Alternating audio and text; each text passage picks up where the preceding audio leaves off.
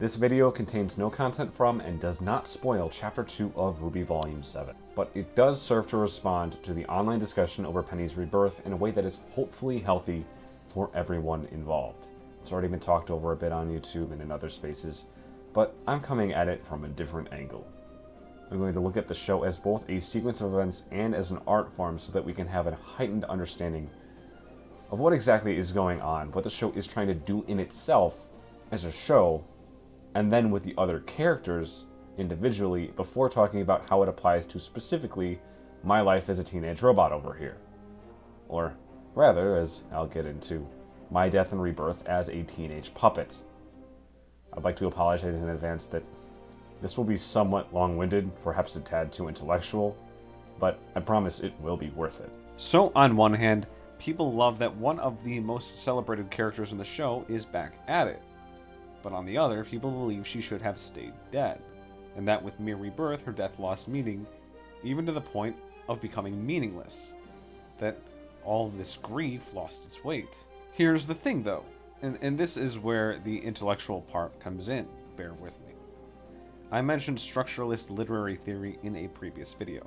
Yes, it really is the way that I look at RWBY and other shows, movies, video games, books. I said that in the video, structuralism is that if a tree falls in the woods and nobody is around to hear it, it did not exist. That is one way it applies.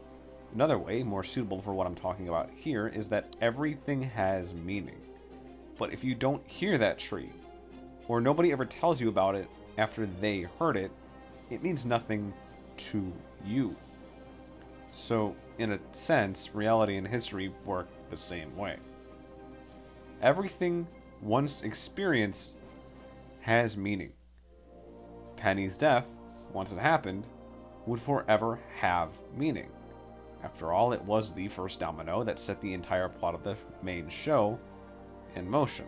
And with her rebirth, Penny's death has, admittedly, a different meaning. But just because it changed, that does not mean it is meaningless, or even that it really means less. It just means something different.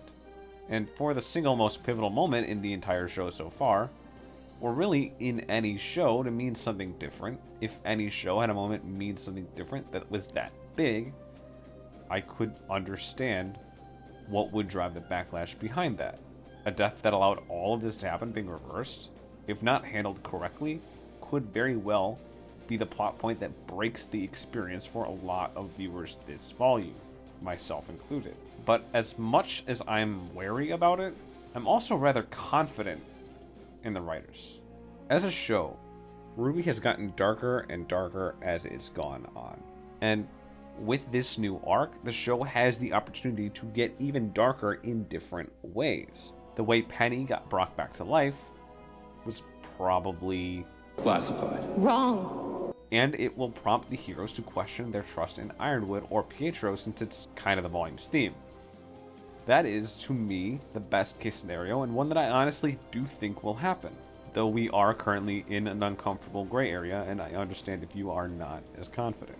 So for the rest of this video, I am getting into why I am so confident.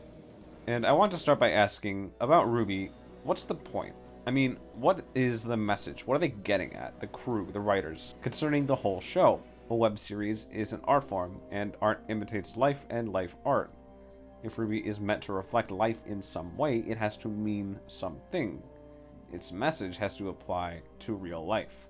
What is then RWBY's big picture message as far as we can tell without the whole thing being out?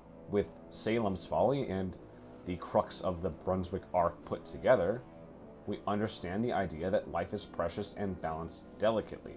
But that's not just it. Sure, with that message alone, we get the idea that bringing back Penny would disrupt the balance and give less weight to life itself, because after all, she is kind of a real girl. Yet the case can also be made that she isn't, and that all of the show's main heroes, not just Penny, have strings attached. The big picture point of RWBY, beyond life is precious, involves identity and one's own level of agency. It's where those two concepts meet. Basically, the show's central question is,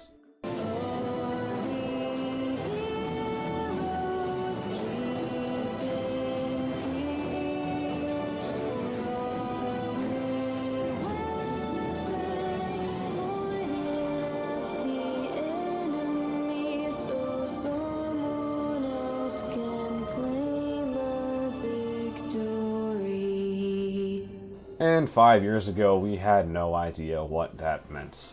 In other words, do we control our own identity? Do we actually have the level of agency that we think we have? Because if Salem can't be killed, we might have the will, but we don't have the ability to save the world the way we thought we did. Quick explanations of identity and agency. Agency is the will and the ability to act. If you have both, you have agency. If you have the ability to act, but you sit inside a house for a whole month, you don't have agency. Identity is a two-way street. You have two identities. One you perceive, or the things that you avow about yourself, and one others perceive of you, that being the traits that they ascribe to you.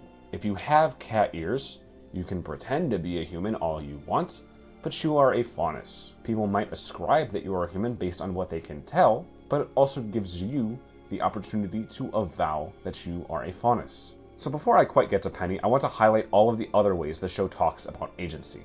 So of course, with the Volume 2 intro extended theme, Team RWBY, Crow and Oscar, and then Team Junior, and sooner or later Ironwood, learned or will learn that Oz used them as a weapon for a cause they knew nothing about. Therefore, their true identity was puppets or pawns in a game of chess, though some of them might have felt more like rooks or a cute little pony.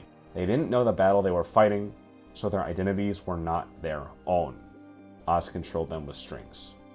Specifically with RWBY, she has avowed her identity as a silver-eyed warrior after working up the agency to learn about herself and use her powers in the trial by fire.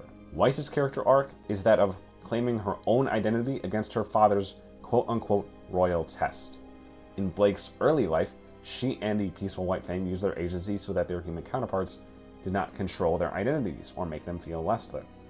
And more recently, Blake and Yang share an arc of not letting Adam Taurus specifically mentally or emotionally control them. Of course, Ren had a similar arc.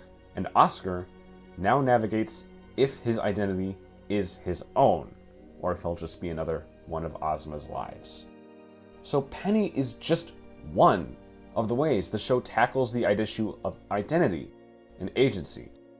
So what about her? More than being a robot, like Pinocchio, she is also quite literally a puppet, and always has been, and always knows that she has been. She is also a weapon pointed at the enemy so someone else can claim a victory. But that someone else, for her, is Ironwood. Everything about Penny's life has been to serve Ironwood or to serve Atlas.